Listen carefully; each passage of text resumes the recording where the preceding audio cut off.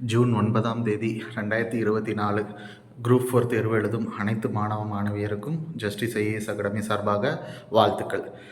இப்போது லாஸ்ட் ஒரு 5 டேஸ் தான் நமக்கு இருக்குது. இன்றைக்கி வந்து பார்த்திங்கன்னா 3ஆம் தேதி, இன்னும் ஒரு 5 நாள் இருக்குது. 6வது நாள் நமக்கு குரூப் 4 தேர்வு இருக்குது. ரைட். இப்போது இருக்கிற நாட்களில் என்ன செய்யலாம், என்ன தேர்வுக்கு எப்படி அந்த நாள் எப்படி அந்த தேர்வை நம்ம வந்து கையாளலாம் அப்படிங்கிறத இப்போ பார்க்கலாம். என்ன ரிவிஷன் பண்ணலான்றதையும் இந்த வீடியோவில் நம்ம பார்க்கலாம். ஸோ வந்து ஃபஸ்ட்டு வந்து பாருங்களேன், சண்டே நமக்கு தேர்வு. ஸோ அந்த சண்டே வந்து நம்ம என்ன பண்ணலாம் அப்படின்னா, நமக்கு இருக்கிற சென்டருக்கு 8:45 காலையில் 8:45 AM உள்ளே போயிடுங்க. ஏன்னா 9 மணிக்குள்ளார நம்ம உள்ளே இருக்கணும்.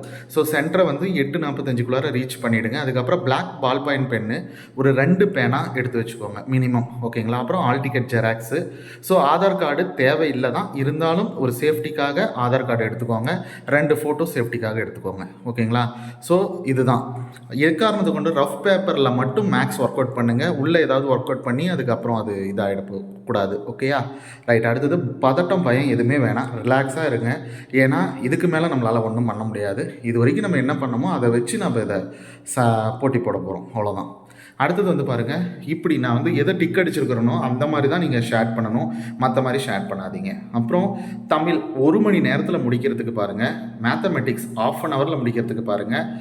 ஜிகே 1.25 மணி நேரம் எடுத்துக்கோங்க. மீதி 1/4 மணி நேரம் ஒரு தடவை ரிவைஸ் பண்ணி பாருங்கள். எல்லாமே நம்ம கரெக்டாக ஷேர் பண்ணியிருக்கோமா அப்படிங்கிறத ரிவைஸ் பண்ணி பாருங்கள். அடுத்தது 12:30 12:45 வரைக்கும் நமக்கு டைம் கொடுப்பாங்க. நம்பர் ஆஃப் ஏஸ், பிசிஸ், டிஸ் இதெல்லாம் வந்து கரெக்டாக சைன் எல்லாமே பார்க்குறது எல்லாமே சொல்லுவாங்க. ஃபஸ்ட்டு ஒரு தடவை அதை எடுத்து ரஃப் ஷீட்டில், அதாவது கொஷின் பேப்பரில் ரஃப் ஷீட்டில் எத்தனை ஏ, பி, சி, டின்றதை எழுதிட்டு கால்குலேட் பண்ணிவிட்டு அதுக்கப்புறமா கோடிங் ஷீட்டில் ஃபில் பண்ணுங்கள். ஸோ இதுதான் வந்து மெத்தட். ஸோ இந்த 5 நாள் ரிவிஷனில் என்ன பண்ணலாம் அப்படின்னு பார்த்தீங்கன்னா, ஃபஸ்ட்டு மேத்தமெட்டிக்ஸ் பார்க்கலாம் ரெகுலராக. அடுத்தது தமிழ் பாருங்கள். இதில் book back previous year questions ஜிஎஸ்சில் இது மட்டும் பாருங்கள்.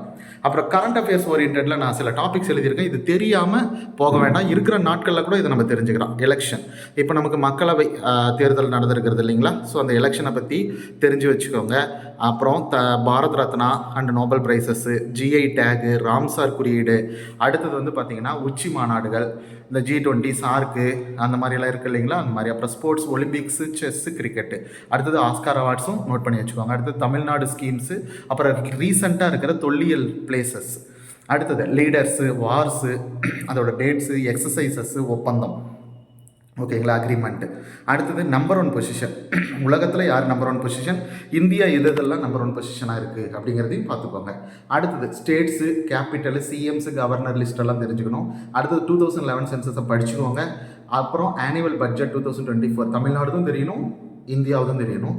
அடுத்தது இந்தியாவில் முதலிடம், இப்போ ரிவரு, கிராப்ஸு, ஸ்டேட்ஸு, ஜிடிபி, அப்புறம் HDI இந்த மாதிரியெல்லாம் வந்து. அடுத்தது 13வது வந்து பார்த்திங்கன்னா புயல்கள், என்னென்னலாம் புயல் 2015 வந்தது, எங்கே உற்பத்தி ஆச்சு அந்த மாதிரி. அப்புறம் இந்த டிசாஸ்டர் மேனேஜ்மெண்ட்டை பற்றி தெரிஞ்சுக்கோங்க கரண்ட் அஃபேர்ஸ் ஓரியன்டில். அப்புறம் பிரசிடென்ட் லிஸ்ட்டு, PM லிஸ்ட்டு, அடுத்தது தமிழ்நாடு CM லிஸ்ட்டு, ஓகேங்களா.